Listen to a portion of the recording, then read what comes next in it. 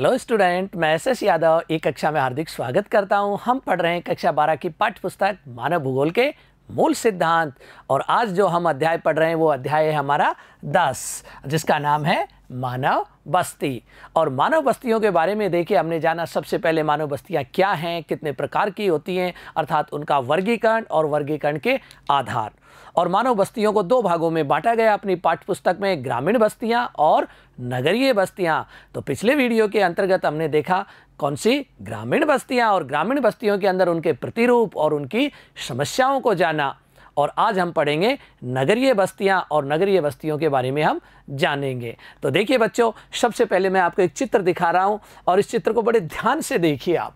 आपने इस चित्र को देखा होगा कि बहुमंजिला इमारतें, यानी हम कह सकते हैं कि यहाँ पर देखिए जो बिल्डिंग एक के पास एक पास बनी हुई हैं इमारतें, बिल्डिंग्स बहुत सारी हैं। अब आप देखिए इस तरह की जो संरचना की यदि हम बात करें तो ये गाँव में मिलती है या शहरों में मिलती है?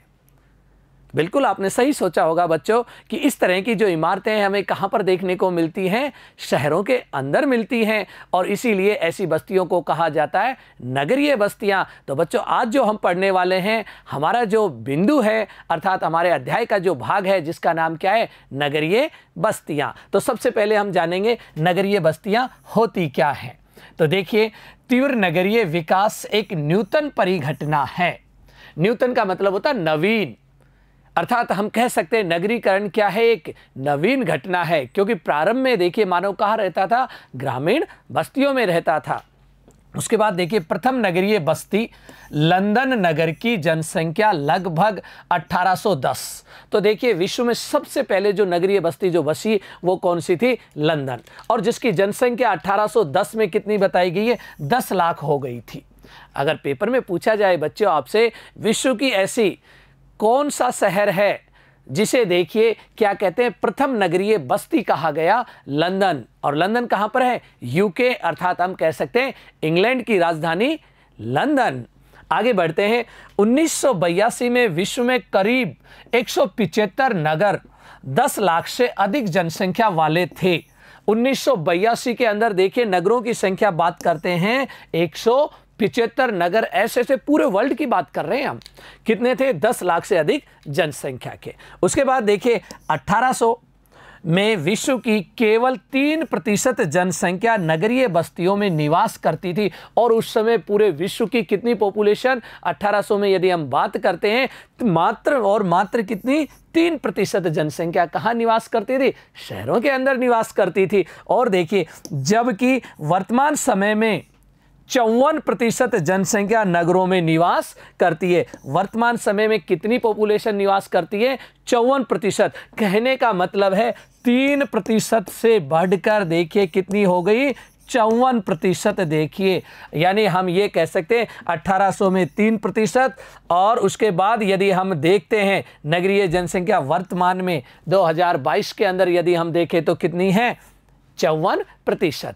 और देखिए अब इसके अंदर एक सारणी के अंदर दिखाया गया है कि नगरीय जो जनसंख्या का प्रतिशत कितना बढ़ा और कैसे बढ़ा। तो यहाँ पर हम देखेंगे वर्ष, और यहाँ पर लिखा हुआ प्रतिशत। 1800 में कितने प्रतिशत थी?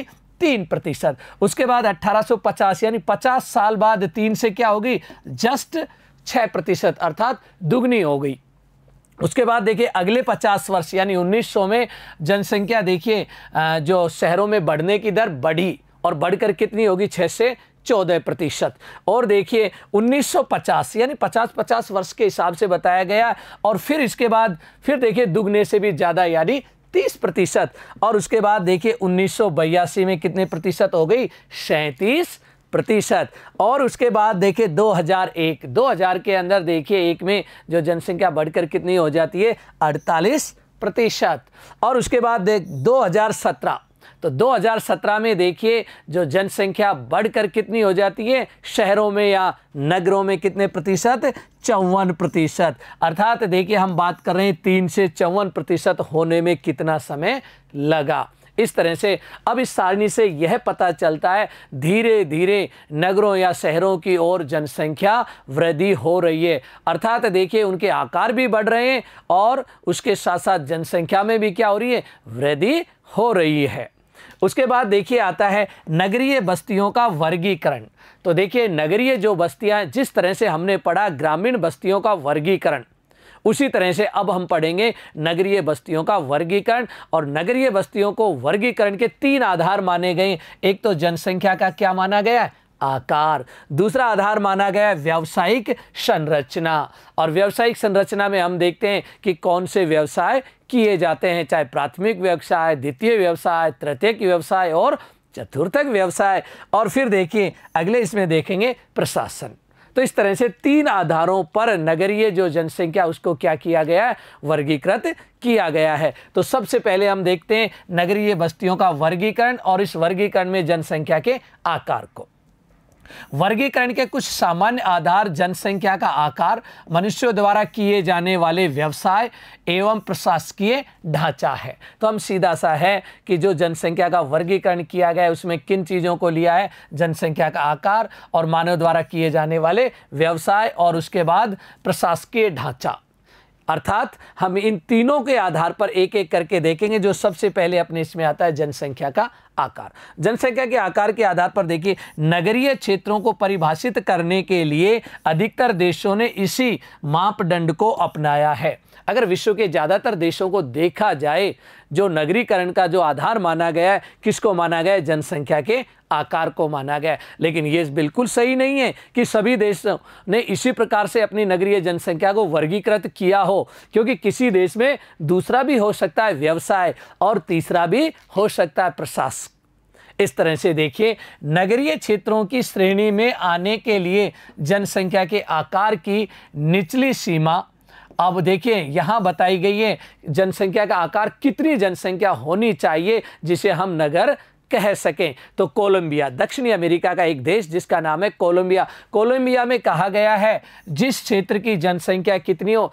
1500 हो, उसको क्या कहा जाएगा? नगरीय बस्ती कहा जाएगा। इसी तरह देखिए अर्जेंटीना व पुर्तगाल में 2000, यहाँ पर पॉपुलेशन कितनी यानी जनसंख्या का आकार कितना बताएगा? 2000। और देखिए संयुक्त राज्य अमेरिका एवं थाईलैंड में 2500 जनसंख्या हो। और भारत के अंदर देखिए ध्यान देना, भारत में कितनी बताई गई है?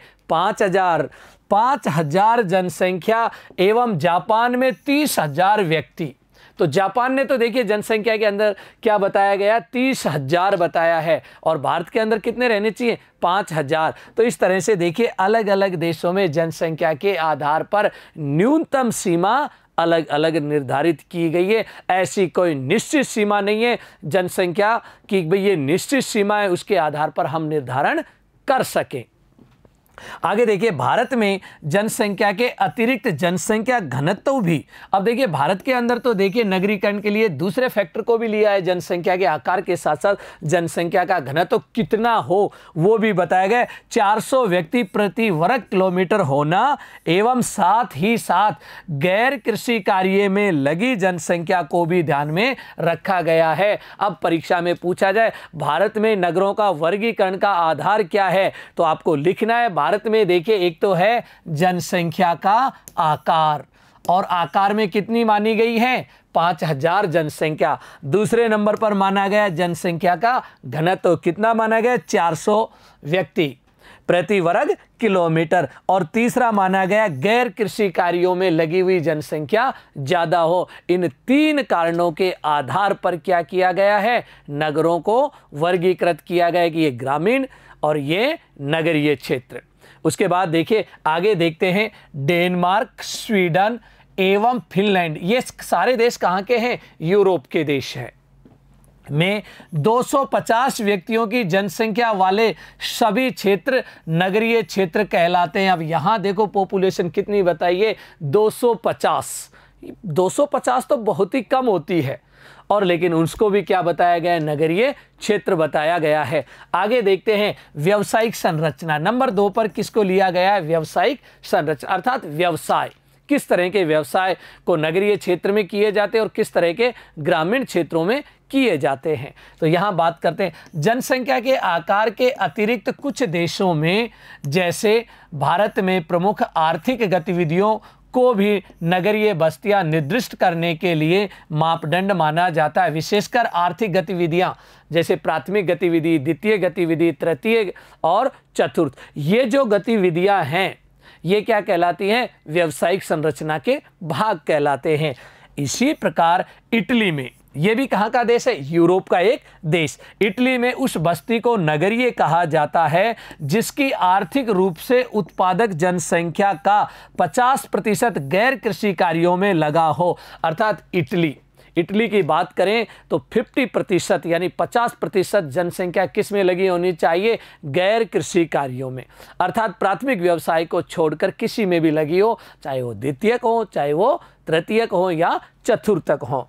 भारत में यह मापदंड 75% रखा गया है। अब देखिए भारत में इसका प्रतिशत कितना हो गया?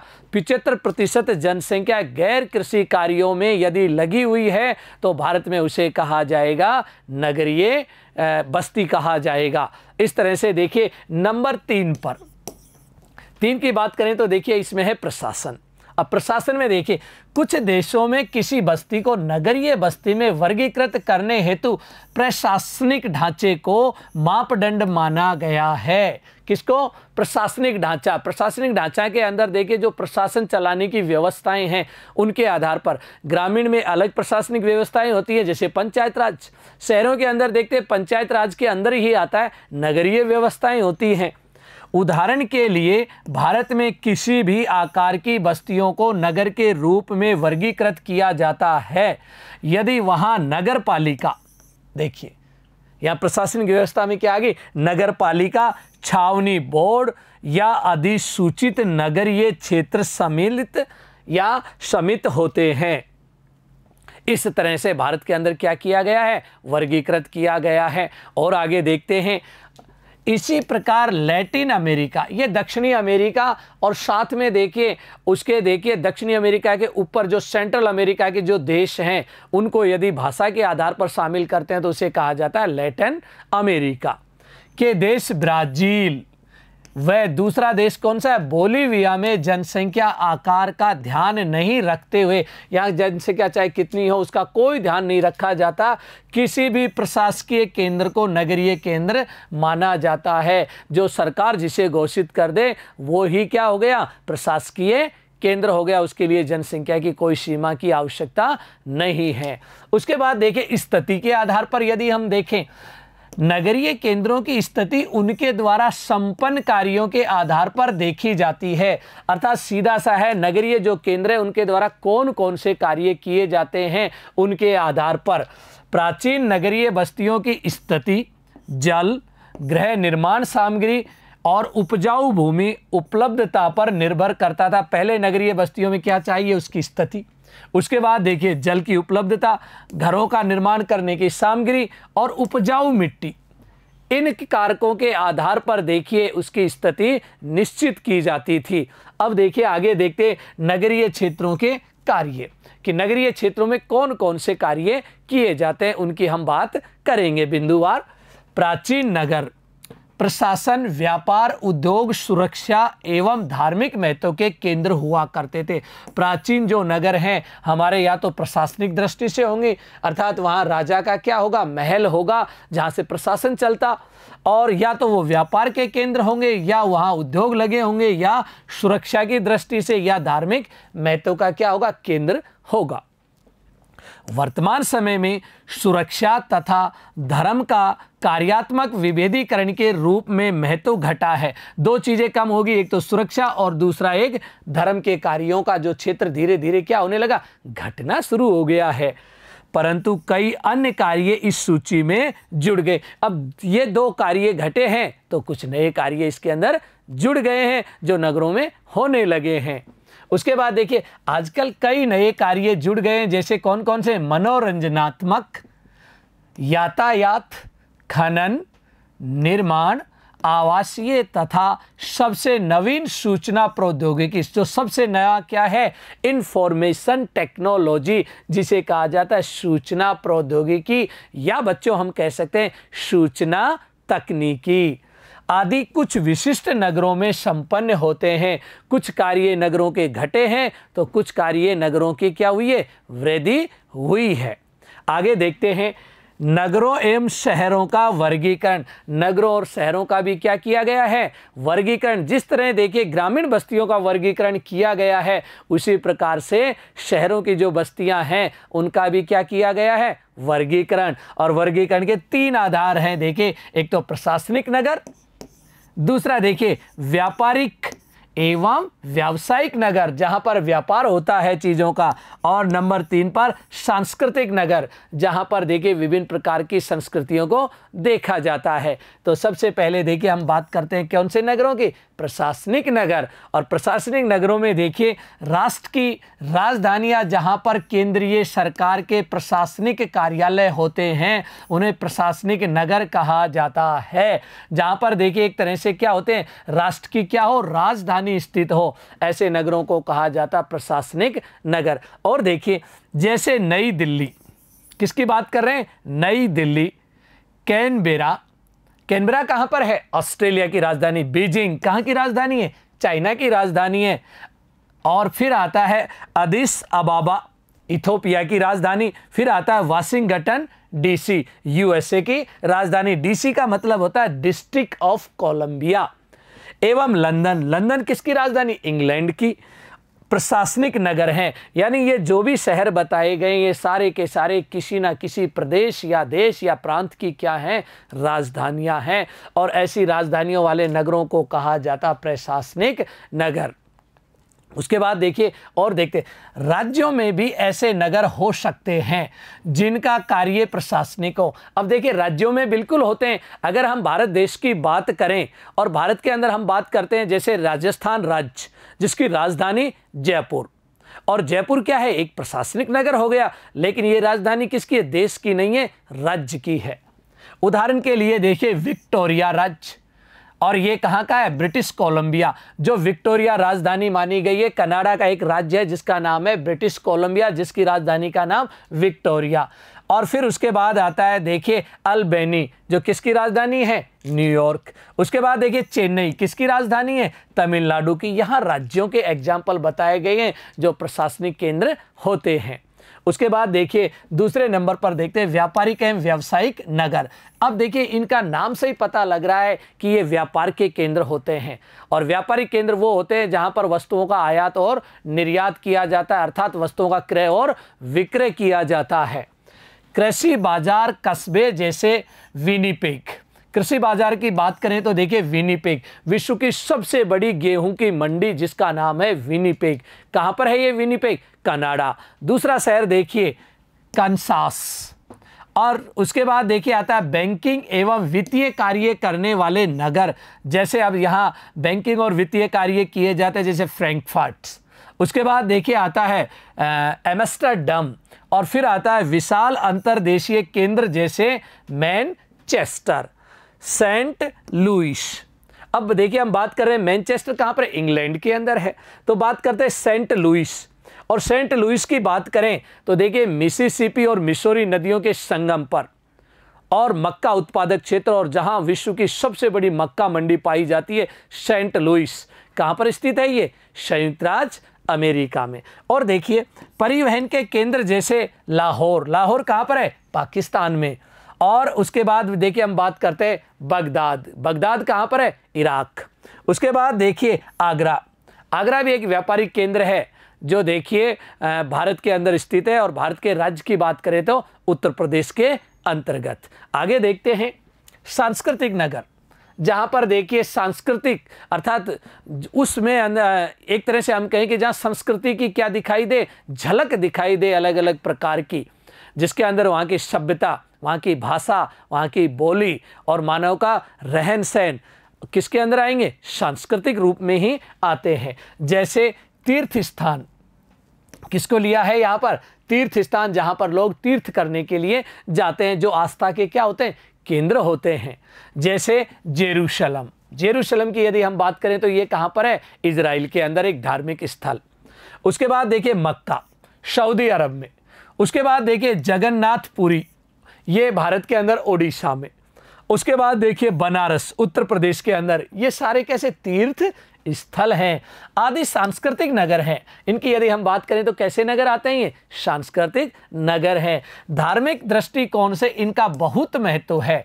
अब देखिए इनका जो संबंध है इन सांस्कृतिक नगरों को या तीर्थ स्थलों को दिखाया गया, किसको? धर्म को दिखाया गया है इसके अंतर्गत। और भी ऐसे अन्य नगर हैं जिनके एग्जाम्पल हम देख सकते हैं। तो देखिए इनके अतिरिक्त जो कार्य नगर करते हैं उनमें स्वास्थ्य एवं मनोरंजन। अब देखिए स्वास्थ्य और मनोरंजन के नगरों को भी इसमें क्या किया गया? शामिल किया गया। जैसे मियामी। मियामी कहाँ का है? ये देखिए यूएसए के अंदर देखिए एक राज्य फ्लोरिडा जिसकी राजधानी का नाम मियामी। उसके बाद देखिए पणजी। पणजी कहाँ का है? भारत के अंदर, और भारत का एक शहर है, अर्थात जो गोवा की राजधानी भी है। उसके बाद औद्योगिक नगरों की बात करते हैं। औद्योगिक में देखिए आता है पिट्सबर्ग, जिसे जंग का कटोरा भी कहा जाता है, यूएसए के अंतर्गत। फिर आता है जमशेदपुर। जमशेदपुर भारत के अंदर, और जहां पर बहुत बड़ी देखिए Tata iron and steel company लगी हुई है, झारखंड। खनन के क्षेत्र भी देखिए, अब खनन के क्षेत्रों में बताया गया ब्रोकन हिल। ब्रोकन हिल ऑस्ट्रेलिया के अंदर देखिए जहां चांदी का उत्पादन किया जाता है, पूरा क्षेत्र चांदी उत्पादक क्षेत्र के नाम से जाना जाता है। और उसके बाद देखिए फिर आता है धनबाद। और धनबाद की यदि हम देखिए बात करें, जो यहाँ पर अलग से है, इसे हम यहाँ जोड़ सकते हैं, धनबाद। और धनबाद कहाँ पर है? झारखंड के अंदर। और ये भी देखिए खनन का क्षेत्र, विशेषकर कोयला। और देखिए परिवहन की दृष्टि से देखें तो देखिए कौन सा आता है? सिंगापुर एवं मुगलसराय। सिंगापुर अपने आप में देश भी है। और मुगलसराय की बात करें तो यूपी के अंदर आता है मुगलसराय। आदि सम्मिलित किए जाते हैं। तो बहुत सारे एग्जाम्पल थे जो किसको बताते हैं? सांस्कृतिक नगरों को बताते हैं। इसके बाद देखिए आगे चलते हैं, और आगे आता है आकृति के आधार पर नगरों का वर्गीकरण। किसके आधार पर किया गया? आकृति। आकृति का मतलब होता है आकार छोटा भी हो सकता है, आकार बड़ा भी हो सकता है। एक तो ये एक आकार आयताकार भी हो सकता है, त्रिभुजाकार भी हो सकता है, कोई भी ज्यामितीय आकृति हो सकती है, उसे हम कहते हैं उसका प्रतिरूप। तो यहां देखते हैं एक नगरीय बस्ती रेखीय यानी जो सीधी रेखा में हो, या वर्गाकार यानी वर्ग की तरह, या तारा के आकार की यानी जिसे हम कहते हैं स्टार रूप। वास्तव में किसी भी नगर की आकृति, वास्तुकला एवं भवनों की शैली वहां के ऐतिहासिक एवं सांस्कृतिक परंपराओं की देन होती है। यानी जो भी आकृति होती है उसका कोई ना कोई ऐतिहासिक या सांस्कृतिक कारक होता है, जिसके कारण कोई ना कोई प्रतिरूप बनता है, चाहे चापाकारी क्यों न हो। चापाकार देखिए एक वृत्त की देखिए हम देखते चाप, छोटा सा भाग, जिसे कहा जाता है चापाकार।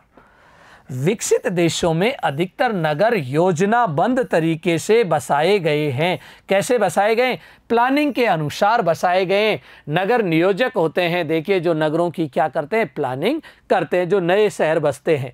जबकि विकासशील देशों में अधिकतर नगरों की उत्पत्ति ऐतिहासिक तथा उनकी आकृति अनियमित होती है। परीक्षा में पूछा जाए कि देखिए अनियमित आकार के नगर कहाँ मिलते हैं? विकसित या विकासशील?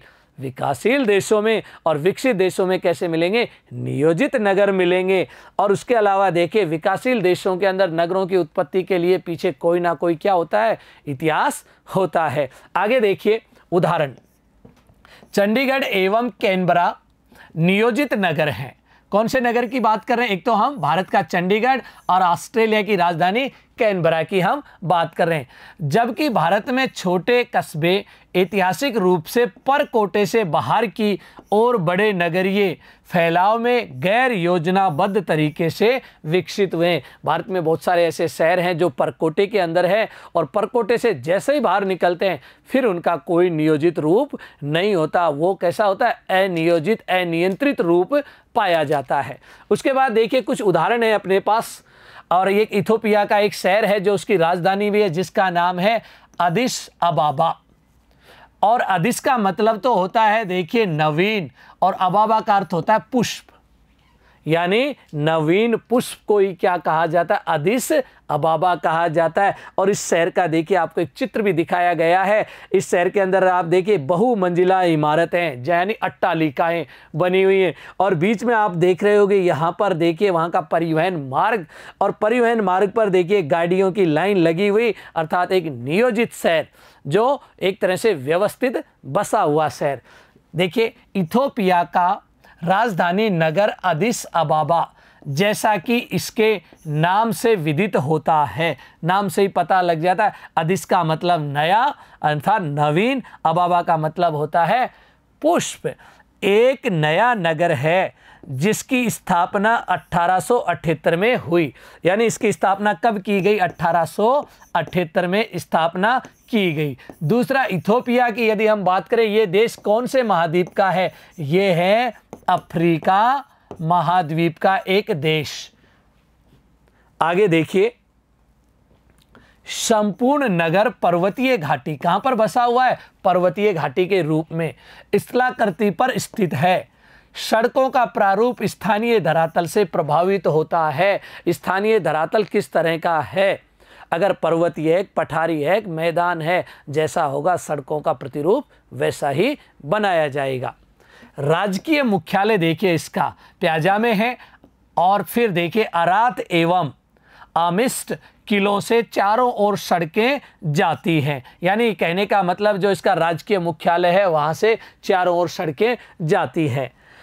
मरकाटो में एक बहुत विकसित बाजार भी है। देखिए मरकाटो में क्या है, इसके बाजार भी बनाया गया है, जिसके विषय में मान्यता है कि उत्तर में काहिरा एवं दक्षिण में जोहान्सबर्ग के बीच ये सबसे बड़ा बाजार है। अब देखिए परीक्षा में पूछा जाए, लोगों की मान्यता के अनुसार उत्तर में काहिरा जो मिस्र की राजधानी और दक्षिण में जोहान्सबर्ग जो दक्षिणी अफ्रीका की राजधानी, इन दोनों शहरों को अगर छोड़ दिया जाए तो बीच का जो मार्ग बच जाता है, तो उसमें जो सबसे बड़ी देखिए मार्केट है तो कौन सा है, मरकाटो मार्केट है, जो कहाँ का है, इथोपिया का एक बाजार है। कहाँ पर है, नवीन पुष्प में। देखिए बहुसंकाय विश्वविद्यालय, देखिए यहाँ यूनिवर्सिटी भी है जहाँ पर बहुत सारे संकाय हैं। चिकित्सा महाविद्यालय, कई अच्छे स्कूल होने की वजह से शिक्षा का एक महत्वपूर्ण केंद्र भी, स्कूल भी है यहाँ पर, कॉलेज और यूनिवर्सिटियों के साथ साथ क्या है, स्कूल एजुकेशन भी अच्छी। एक और देखिए जिबूती, ये भी एक अफ्रीका का देश है जो लाल सागर के तटीय क्षेत्र पर स्थित एक छोटा देश अफ्रीका का, जिसका नाम है जिबूती। अदिस अबाबा रेल मार्ग का अंतिम स्टेशन है। बोले देखिए यहाँ पर क्या है, हवाई अड्डा, सापेक्षतः एक नया हवाई अड्डा है। बोले क्या है, यहाँ का एयरपोर्ट। इस नगर का तेजी से विकास हुआ है क्योंकि यह इथोपिया के मध्य में स्थित है। अब देखिए इसका डेवलप होने का सबसे महत्वपूर्ण कारण है इथोपिया के कहाँ पर होना, मध्य में स्थित होना, एवं कई प्रकार के कार्य यहाँ संपन्न किए जाते हैं, यानी यहाँ कई प्रकार के कार्य भी किए जाते हैं। एक दूसरा शहर देखते हैं, कैनबेरा। कैनबेरा कहाँ का है, ऑस्ट्रेलिया का। कहाँ का शहर है ये, ऑस्ट्रेलिया का। देखिए अब हम बात करते हैं, देखिए अमेरिकन वास्तुविद Walter Burley Griffin, Walter Burley Griffin ने 1912 में ऑस्ट्रेलिया की राजधानी के लिए इस नगर की योजना बनाई। अब आप चित्र में भी देख रहे होंगे कि ये जो कैनबरा शहर एक नियोजित नगर है और इसे बसाया गया। बीच में देखिए एक बहुत बड़ा पार्क बनाया गया है और इससे चारों दिशाओं में निकलती हुई सड़कों को दिखाया गया, और यहाँ पर फिर एक पार्क और दिखाया गया, फिर आवासीय बस्तियों को बनाया गया, और वो भी कैसे बनाया, नियोजित व्यवस्थित रूप से। बहुत ही सुंदर शहर है जिसका नाम क्या, कैनबेरा। और आगे देखिए, भूदृश्य की प्राकृतिक आकृतियों को ध्यान में रखते हुए लगभग 25,000 निवासियों के रहने के लिए इस उद्यान नगर की कल्पना की गई है। कैसा नगर है, गार्डन सिटी है ये। कैसा, क्योंकि जगह जगह इसमें क्या बनाए गए, गार्डन बनाए गए हैं। और देखिए इसमें 5 मुख्य केंद्र थे, प्रत्येक के अलग अलग कार्य, 5 केंद्र, पांचों के कार्य अलग अलग। पिछले कुछ दशकों में कई उपनगर इसके समीप बन गए। अब इसके पास में सैटेलाइट सिटी, उपनगर को अंग्रेजी में क्या कह देते हैं, सैटेलाइट सिटी बन गए इसके आसपास। जिनके अपने केंद्र हैं, नगर में बहुत खुले क्षेत्र हैं एवं कई उद्यान तथा पार्क भी, यानी कहने का मतलब है कि इसके पूरे क्षेत्र के अंदर क्या बनाए गए, पार्क ही पार्क बनाए गए, छोटी छोटी आवासीय बस्तियां और उनके बीच में क्या बनाए गए, सुंदर सुंदर पार्क बनाए गए हैं। इस तरह से देखिए आज हमने पढ़ा नगरीय बस्तियां, और नगरीय बस्तियों के हमने प्रकार देखे और 2 एग्जाम्पल भी देखे। नियोजित नगरीय बस्तियों का एक अफ्रीका का जिसका नाम क्या था, अदिस अबाबा, और दूसरा ऑस्ट्रेलिया का, और जो ऑस्ट्रेलिया की राजधानी भी है जिसका नाम है कैनबरा, और दोनों नियोजित नगरों को हमने पढ़ा। अब देखिए अगले वीडियो में देखेंगे नगरों के प्रकार, और नगरों के प्रकार में देखिए बढ़ते हुए नगर जिनके अलग अलग नाम हैं, और नगरों में देखिए पाई जाने वाली समस्याओं का अध्ययन भी हम करेंगे अगले वीडियो के अंतर्गत। तब तक के लिए सभी को मेरा नमस्कार साथियों।